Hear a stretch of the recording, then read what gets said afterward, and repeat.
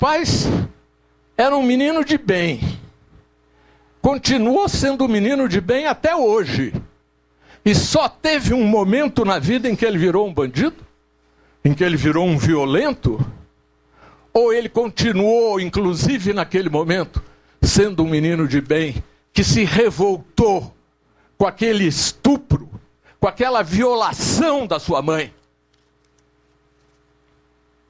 Foi interpelar o padrasto. O padrasto levou a mão para pegar o revólver e ele matou. Com uma barra de ferro.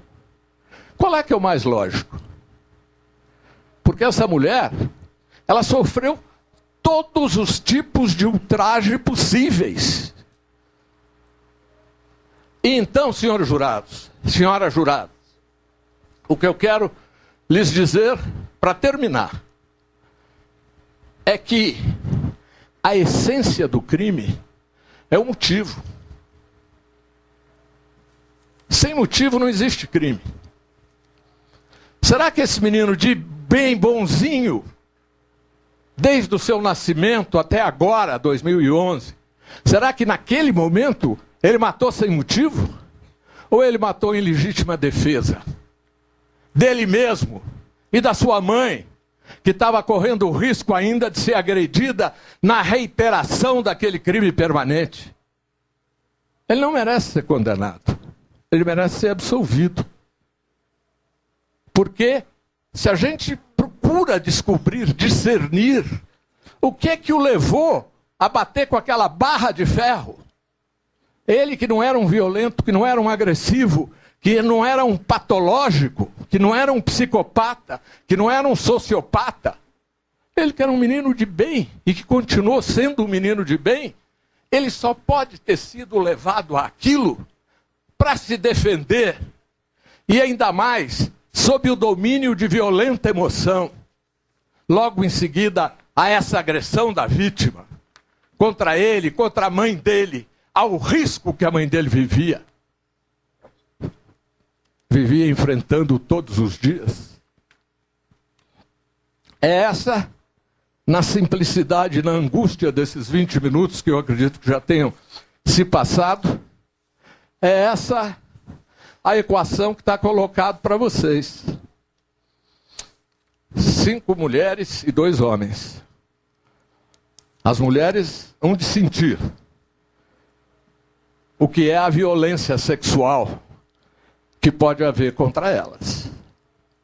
Já se vão os tempos em que o marido tinha o direito de fazer o que quisesse com a mulher. Hoje não. Há uma liberação maravilhosa dos costumes, desde que entre adultos e consentido. Os dois querendo, tudo bem, mas na marra, na violência, trancando a porta, obrigando a mulher, ameaçando a mulher, ferindo a mulher no que ela tem de mais íntimo, fazendo a mulher praticar sexo oral com ele na frente das câmeras. Isso é imperdoável. Isso explica a indignação do filho que chega e surpreende aquela cena mal e mal acabada. Por isso, a absolução dele está em estrito acordo com o que existe dentro desses autos. Com a conclusão das alegações do eminente defensor, permite o Código de Processo que nós tenhamos a réplica por parte da acusação e a tréplica. Nós aqui já sabemos que isto vai acontecer, até para que os eminentes defensor e acusador tenham maior disponibilidade de tempo. Assim sendo, eu vou deixar de fazer a consulta ao eminente acusador, se vai exercer o direito de réplica, porque já está convencionado entre nós que assim será, bem como o eminente advogado de defesa, que terá o direito à tréplica. Com a palavra, o doutor Roberto Tardelli, e eu me penitencio por ter omitido o nome do Dr. Roberto Delmanto, meu eminente amigo, que nos prestigia e nos dá a honra da sua presença. Nestes 10 minutos que nos restam, algumas ponderações a gente vai fazer aqui, sempre seguindo o grande mestre, Dr. Márcio Tomás Bastos. Claro que nós temos duas situações. A situação da opressão do macho, que é algo que não mais se tolera, e uma situação muito hoje, nossa, do século XXI, que é a liberdade das pessoas praticarem na sua intimidade a intimidade que bem lhes aprouver. No caso hoje, nós temos o filho, protegido pela mãe, matou o padrasto dentro da casa onde também dormiu o irmão. É esperável que a mãe venha dar um depoimento capaz de comprometer a situação processual do filho? É claro que não. Eu nunca vi, e espero não ver, nenhuma mãe acusadora. Não é a função maternal. A mãe pode corrigir o filho, mas acusá-lo publicamente, jamais. Nós não podemos esperar que essa mulher chegasse perante o juiz e dissesse: olhe, eu também tinha lá minhas pequenas perversões. Eu gostava. Era bom. Foram vários e vários anos em que aquilo acontecia. E depois, claro, que bate a vergonha, porque gritou demais, porque o filho ouviu, porque a vizinha passou na frente, porque alguém comentou. E ela vai defendendo o filho, e tentando, na tentativa de mostrar que o homem era um tirano. Temos que lembrar que ele tinha 1,65 m e pesava 65 quilos. Esse homem de 1,65 m e de 65 quilos, ela o diz nas folhas 194 do processo, fez algo que a nossa experiência imagina ser inverossímil. Ele quebrou o dente dela. Ele deu um murro? O juiz perguntou. A juíza: não. Como é que ele quebrou o dente da senhora? Me perdoem, não somos adultos. Introduzindo pênis na minha boca. Eu tenho imaginado duas coisas. Ou esse pênis era a inveja de todo homem médio, normal, atemporalmente considerado, ou o colega dela estava vencido. Porque foge à nossa experiência diária que isso ocorra. Eu, pelo menos, nunca soube nada parecido. Morreríamos de inveja, não é, rapazes? Mas isso nada... O que vem demonstrar que a mulher, no desespero de tentar salvar a situação do filho, acaba criando uma situação inverossímil. O marido era uma pessoa baixa, pequena, franzina. Não era o homem, aquele homem que a gente vê assim, forte, corpulento, opressor. Não era. Se ele fosse a pessoa escolada, o homem opressor, seria fácil para ele, com 2 armas, dar cabo no moleque. Que é isso? Como que isso poderia ter acontecido? De uma única forma. Da forma onde ele não poderia ter feito uso de arma, que é quando ele estava dormindo. Pô, eu sou o escolado aqui. Ele é o bonzinho. Ele é o legal. Ele é o bacana. Ele é o cara... Ele é o que nunca fez nada. Ele é o exemplo. Eu sou o bandido. Então a coisa está invertida. Ele vem pra cima de mim no meu quarto e vai morrer. Porque havia sangue na cama, perto da cama. O que nos leva a crer que ele estivesse sim dormindo. A mãe estava fora do quarto, tudo muito propício. Toda a cena acontece de uma forma em que ele está sozinho no quarto, provocando o garoto, logo tendo acabado de estuprar a própria mãe dele.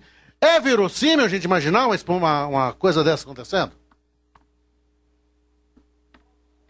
Se ele fosse uma pessoa forte, grande, musculosa, corpulenta, brava, violenta, que intimidasse o pequeno rapaz, que engordou, até admito. Sem o padrasto para dar limite para ele, foi muito McDonald's. McDonald's é um horror. Eu que o digo, eu sou vítima do Big Mac.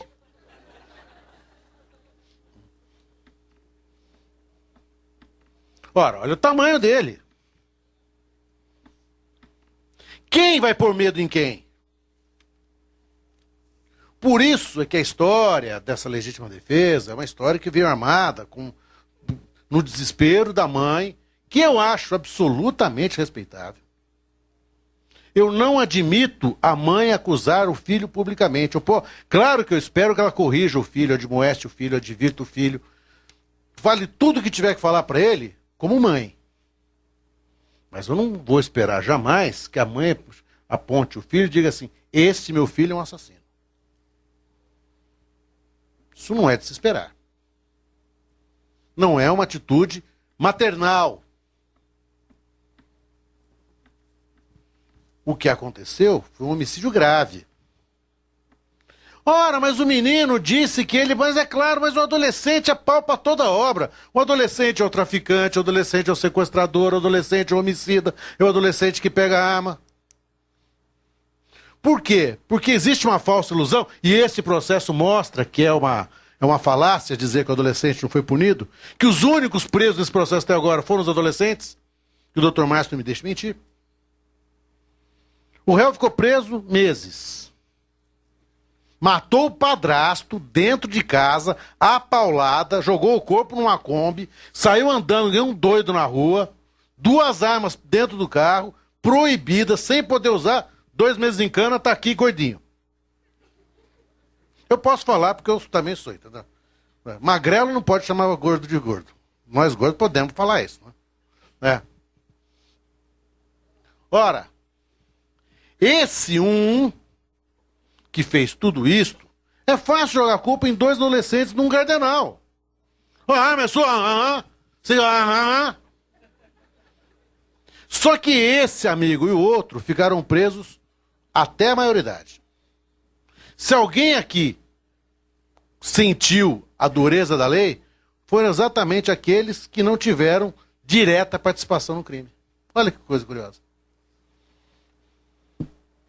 Ora, mas por que ele fez isso e depois nunca mais fez nada? Ele é um homicida? Não, ele é diferente, ele é um imperador. Ele é um tirano. Ele expulsou o usurpador do trono e assumiu o lugar.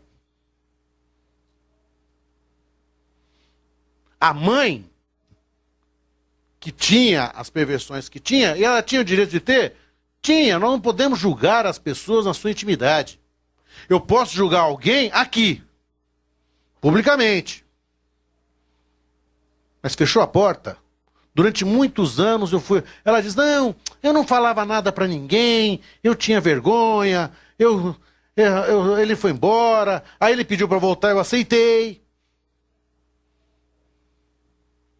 Ora, era um relacionamento, vamos dizer, heterodoxo, para usar uma expressão bem eufemística. Mas era um relacionamento dentro daquilo que a privacidade deles admitia. Olha, quantos sites pornôs eles entraram? Eu parei de contar no 500, 600, 700. Com aqueles nomes, né? Ninfeta gulosa, aquelas coisas bacanas assim, que a gente... Tem coisa que nem a Bruna Surfistinha botar no livro dela, que eles fizeram aqui. Mas enquanto estão na sua privacidade.